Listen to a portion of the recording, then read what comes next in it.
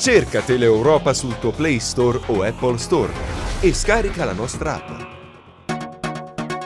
Quasi €500.000 finito nelle tasche sbagliate. 10 indagati denunciati in seguito a una indagine che ha scoperto una truffa ai danni dell'INPS. L'ente continuava a pagare pensioni ad anziani ultranovantenni che invece erano deceduti. Non un errore, ma una colpevole dimenticanza dei parenti dei beneficiari che non avevano comunicato l'avvenuto decesso. I particolari nel servizio di Gianluca Pasqua.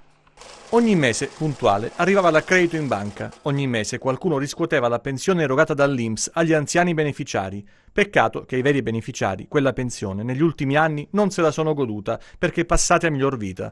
È un classico caso di truffa allo Stato, perpetrato dai familiari dei defunti che si dimenticano di avvisare l'INPS. Nel caso specifico i beneficiari delle pensioni, ben 10, erano deceduti anche 5 anni fa. Lo hanno scoperto i finanzieri del Nucleo Polizia Tributaria di Cosenza, che hanno avviato un'attività volta alla prevenzione, ricerca e repressione delle violazioni che ledono gli interessi economici e finanziari pubblici, con riferimento proprio alla regolarità della percezione delle pensioni erogate dagli enti previdenziali nei confronti di soggetti ultranovantenni residenti nella provincia di Cosenza. Con le successive indagini disposte dal procuratore della Repubblica di Castrovillari Facciolla sono stati notificati provvedimenti di sequestro nei confronti di soggetti delegati o cointestatari di conti sui quali l'INPS ha erogato e continuava a erogare indennità di pensione in favore di loro familiari da tempo deceduti per un importo complessivo di €450.000 circa.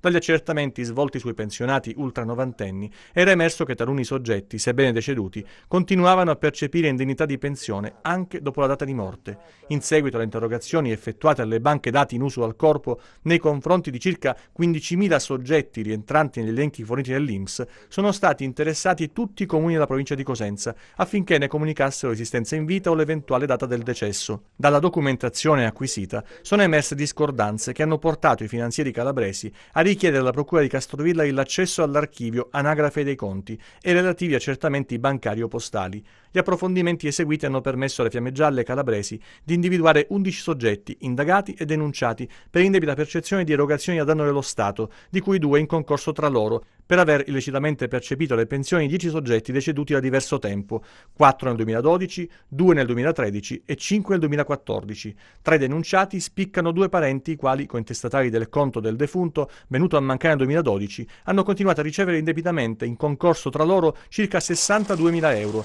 L'importo più alto l'ha raggiunto una 55enne residente in provincia di Cosenza, che ha incassato illecitamente €77.000 per pensioni della congiunta defunta nel 2012. Per tutti i soggetti, il giudice delle indagini preliminari del Tribunale di Castrovillari ha disposto provvedimenti di sequestri preventivi di beni e somme, quali equivalenti al profitto dei reati.